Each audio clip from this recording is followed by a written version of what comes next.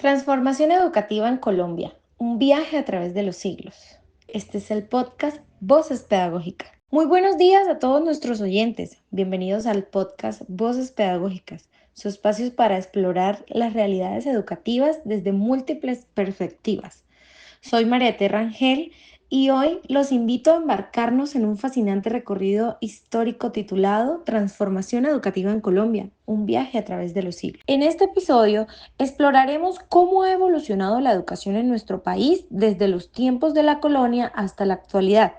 Analizaremos transformaciones, rupturas y continuidades que han configurado nuestro sistema educativo actual. ¿Por qué creen ustedes que será relevante este recorrido? Porque reconocer nuestra herencia pedagógica nos permite comprender los desafíos actuales y proyectar un futuro educativo más pertinente e inclusivo.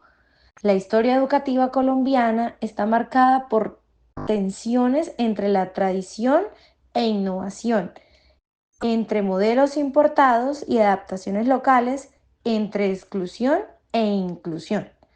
Acompáñanos en este viaje que nos llevará desde las aulas coloniales dominadas por la Iglesia, pasando por las grandes reformas republicanas, hasta los actuales retos de la educación digital y multicultural. Sin más preámbulos, me complace presentarles a nuestra invitada de hoy, una destacada en historia de la educación latinoamericana con más de 15 años de experiencias documentando las transformaciones pedagógicas de nuestra región.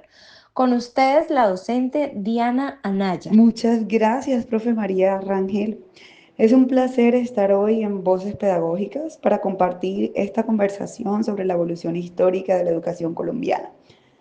Permíteme iniciar abordando el periodo colonial, un momento fundamental para entender las raíces de nuestro sistema educativo.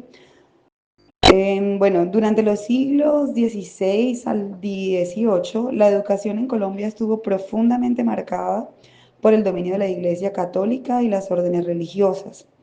Las primeras instituciones educativas formales en territorio colombiano fueron establecidas por dominicos, jesuitas y franciscanos.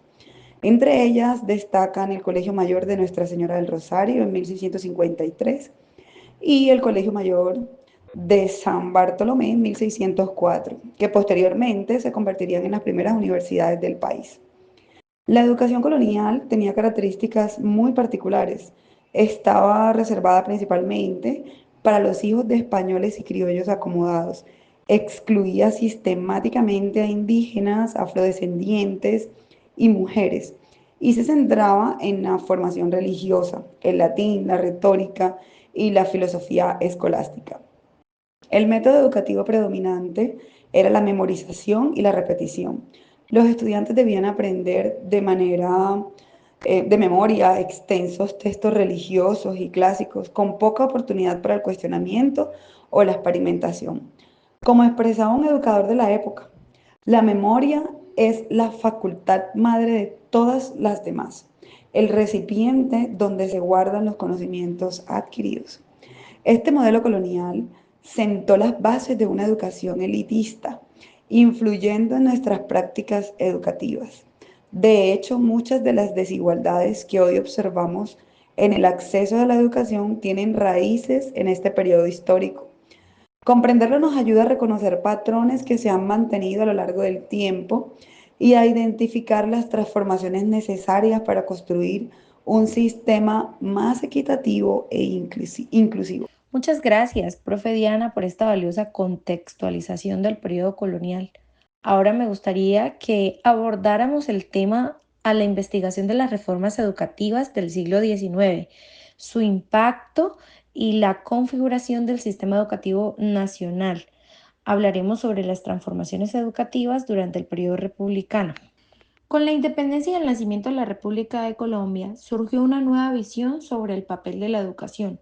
Los líderes independistas, influenciados por las ideas ilustradas europeas, veían la educación como un pilar fundamental para la construcción de la nueva nación. El general Francisco de Paula Santander, conocido como el hombre de las leyes, promulgó en 1826 el plan de estudios que buscaba modernizar la educación.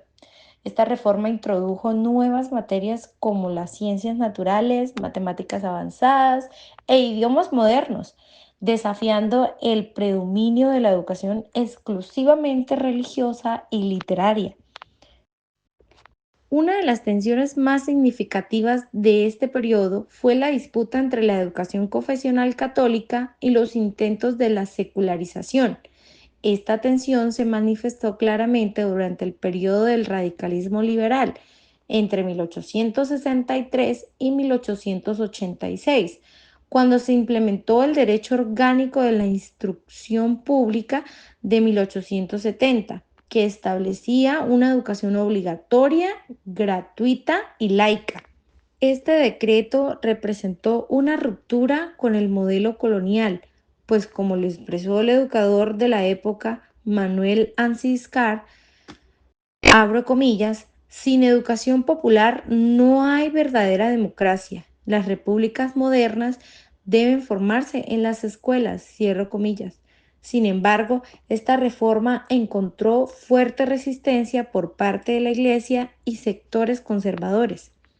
El péndulo político llevó posteriormente a la regeneración entre 1886 y 1903, periodo durante el cual la educación volvió a manos de la Iglesia Católica con la firma del Concordato de 1887.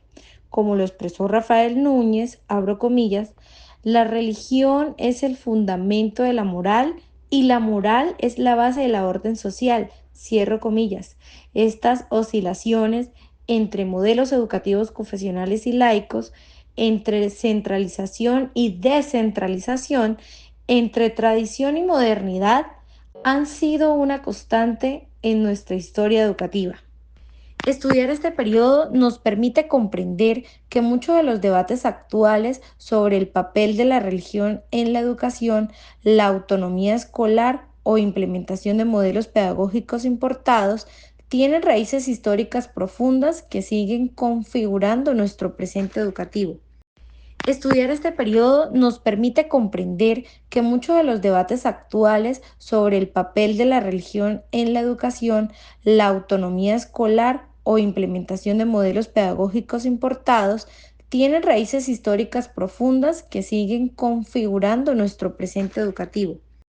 Y manteniendo a nuestros oyentes en nuestra controversia, nuestra acompañante Diana nos tiene también una temática muy importante, quien nos llevará al siglo XX y a los desafíos contemporáneos de la educación contemporánea.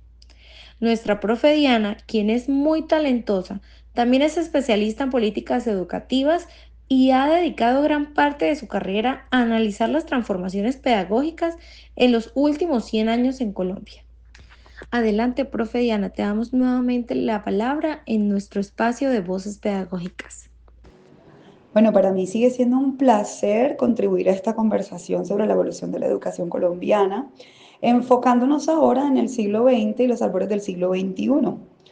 El siglo XX pues trajo cambios revolucionarios en las concepciones pedagógicas, no solo en Colombia, sino globalmente.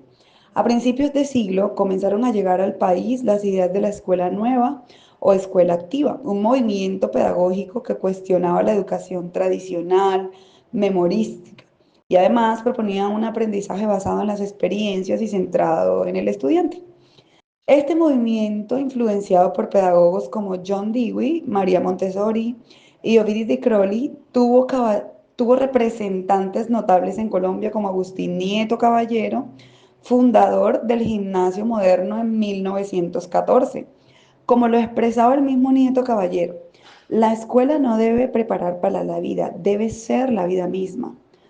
Pues un momento crucial para la educación colombiana fue la reforma constitucional de 1936, durante la llamada Revolución en Marcha de Alfonso López Pumarejo, que garantizó la libertad de enseñanza y estableció la educación primaria gratuita y obligatoria. Esta reforma buscaba democratizar el acceso a la educación, aunque sus efectos reales fueron limitados, especialmente en las zonas rurales. En la segunda mitad del siglo XX, Colombia experimentó una expansión significativa de la cobertura educativa. Sin embargo, este crecimiento cuantitativo no siempre estuvo acompañado de mejoras cualitativas, como lo señalaba el investigador educativo Alberto Martínez Boom. La masificación de la escuela no significó necesariamente su democratización. Las últimas décadas del siglo XX estuvieron marcadas por importantes reformas legislativas como la Ley General de Educación, la Ley 115 de 1994, que reconoció además la autonomía escolar a través de proyectos educativos institucionales y además de eso promovió enfoques pedagógicos más flexibles y contextualizados.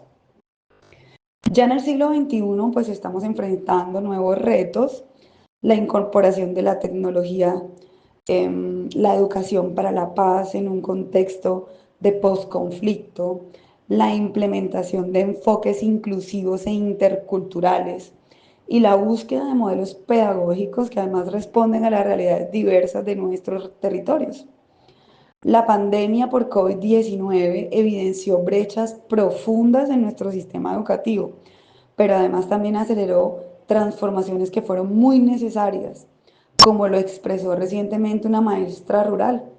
La crisis nos obligó a reinventarnos y a reconocer que la educación va más allá de las paredes del aula.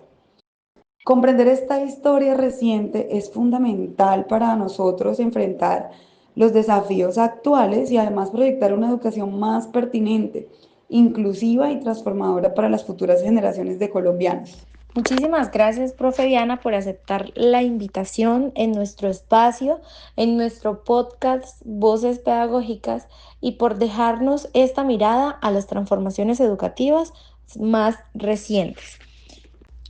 Para concluir nuestro recorrido histórico, me gustaría invitar a reflexionar sobre los aprendizajes que podemos extraer de esta historia educativa para enfrentar los retos actuales. Ha sido un verdadero privilegio contar con la participación de una experta como la profe Diana. Sus perspectivas nos han permitido comprender cómo la educación colombiana ha evolucionado a través de los siglos. A nuestros oyentes de este podcast, quiero agradecerles por acompañarnos en este viaje histórico. Esperamos que estas reflexiones los ayuden a comprender mejor los desafíos y oportunidades de la educación contemporánea. Y como dijo Paulo Freire, abro comillas, la educación no cambia el mundo, cambia las personas que van a cambiar el mundo. Cierro comillas. Los invitamos a seguir sintonizando nuestro podcast Voces Pedagógicas para continuar explorando juntos los fascinantes mundos de la educación y la pedagogía. Hasta nuestro próximo encuentro. Muchísimas gracias por escucharnos.